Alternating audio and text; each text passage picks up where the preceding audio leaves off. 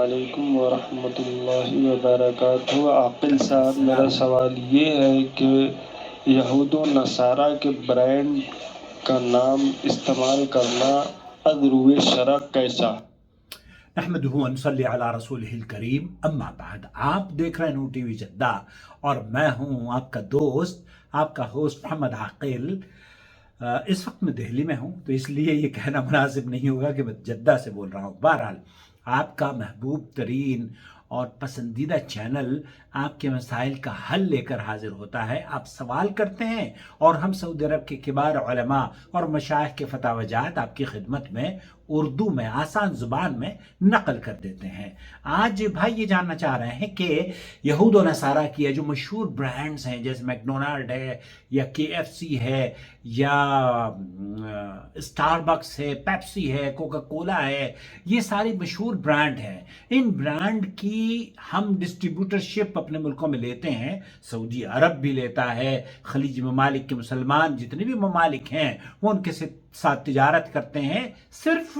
مسلمان ممالک ہی نہیں بلکہ غیر مسلم ممالک بھی ان برانڈز کی پریزنٹیشن کرتے ہیں اور پوری دنیا انہیں استعمال بھی کرتی ہے، انہیں پیتی بھی ہے، میکڈونلڈ کھاتی بھی ہے اور محبوب ترین غذا ہے۔ میں سمجھتا ہوں کہ مجھے بھی، میں سعودی عرب میں رہتا ہوں تو مجھے بہت اچھا لگتا ہے، میکڈونلڈ میری بھی من پسند ہے اور اسٹار بکس کی کافی بھی میں الحمدللہ کبھی کبھار جب بچے پلاتے ہیں یا پینے کی خواہش ظاہر کرتے ہیں تو ہم جاتے ہیں، پیتے ہیں اور انجوائے کرتے ہیں۔ آج جو آپ کا سوال ہے وہ یہ کہ کیا ہم ان کی برانڈ نام کا استعمال کر سکتے ہیں یا نہیں۔ اس کا مطلب یہ ہوا کہ آپ یہ جاننا چاہ رہے ہیں کہ کیا یہود و نصارہ سے ہم تجارت کر سکتے ہیں یا نہیں، یا ان کی تجارت میں یا ہم انہیں اپنی تجارت کا شریک کار بنا سکتے ہیں یا نہیں۔ میں مسلمان کسی کافر یا فاسق کے ساتھ تجارت کرے یا کاروبار کرے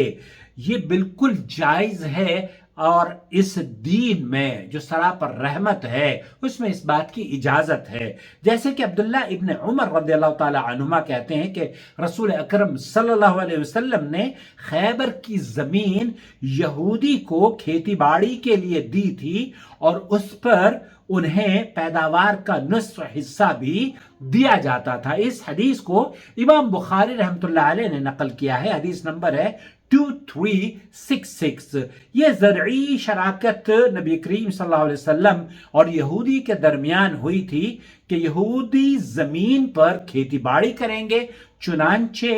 کام یہود کا اور زمین نبی کریم صلی اللہ علیہ وسلم کی طرف سے تھی، اور حاصل ہونے والی پیداوار دونوں میں تقسیم برابر ہوگی۔ اس حدیث پر امام بخاری رحمۃ اللہ علیہ نے جو باب باندھا ہے وہ ہے کتاب شرع کا، اور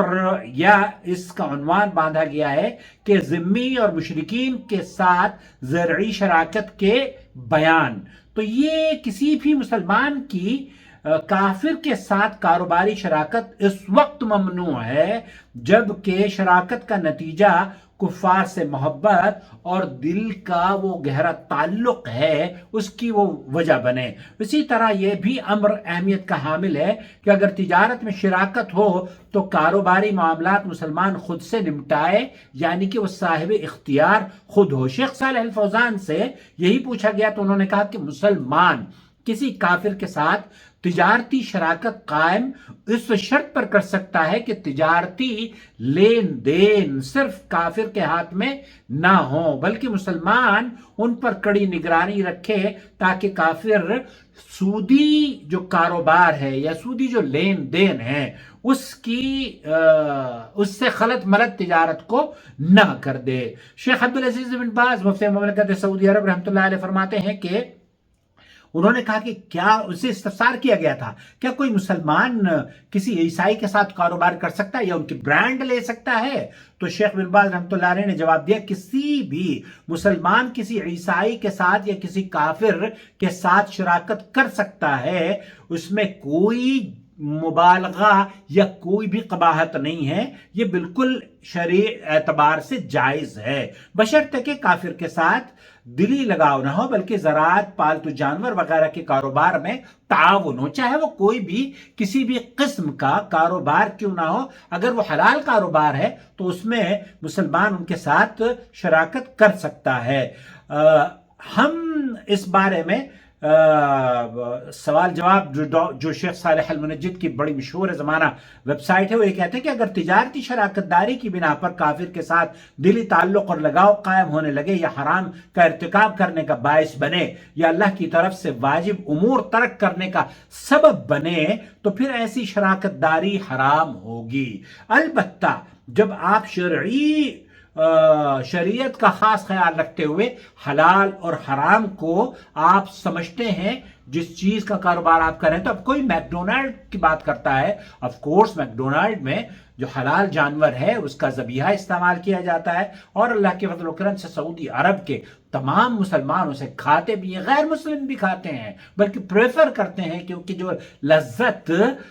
حلال جانور کے گوشت میں ہوتی ہے وہ دوسرے جانوروں میں وہ مفقود رہتی ہے۔ اسی لیے وہاں سعودی عرب کے علماء کا موقف یہ ہے کہ آپ جب شراکت کریں گے کسی بھی غیر مسلم سے، تو بنیادی طور پر اگر وہ حلال ہے اور سود سے پاک ہے تو اس میں کوئی قباحت نہیں ہے، جائز ہے، ایک مسلمان کے لیے بالکل آسان ہے۔ اب اگر آپ یہ کہیں کہ میں برانڈ یا اپنے کمپنی میں، اپنے ملک میں ایک ایسی تجارت کا ڈسٹریبیوٹرشپ لینا چاہتا ہوں جیسے کہ شیورلے ہے، اب شیورلے امریکن کمپنی ہے، یا کرسچنز کی یا یہودیوں کی کمپنی ہے، یا ایپل فون ہے، یا جو بھی دوسری چیزیں ہیں، وہ تمام کی تمام کرائزلر ہے اور والوو ہے، یہ ساری کی ساری Sweden based, France based, Renault France کی کمپنی ہے رینو، یا اس کے بعد جو ہے اور بی ایم ڈبلیو ہے، یہ ساری کی ساری کمپنیز جرمن ہیں، سویڈش ہیں، یا رولس رائز ہے، یہ یہود و نصارہ کی بڑی برانڈ ہیں، اور ان برانڈ کو آپ اس کی ڈسٹریبیوشن لے سکتے ہیں، اس میں کوئی حرج نہیں ہے۔ حتیٰ کہ اب آپ ہندوستان کی بات کر لیجئے یا پاکستان کے اپنے پڑوسی ملک کی بات کر لیں، تو پڑوسی ملک میں بھی جتنی گاڑیاں وہاں سڑکوں پر گھوم رہی ہیں، وہ ساری کی ساری کیا کوئی بتا سکتا ہے کہ مسلمان نے بنائی ہو؟ نہیں بھائی میرے، آف کورس غیر مسلموں کے ساتھ تجارت کرنا، غیر مسلموں کی جو برانڈ ہے، مشہور برانڈ، اب یہ قلم جو میرے آپ یہاں دیکھتے ہیں یہ ایک مشہور برانڈ ہے مونٹ بلینک کا، اور اس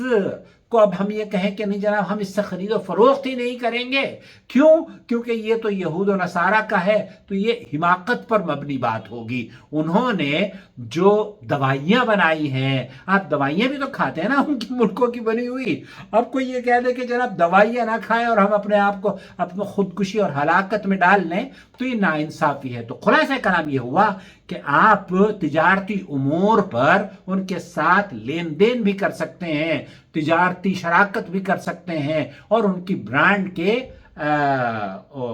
وہ جو ڈسٹریبیوٹرشپ ہے، میں جس کمپنی میں کام کرتا تھا شیورلے میں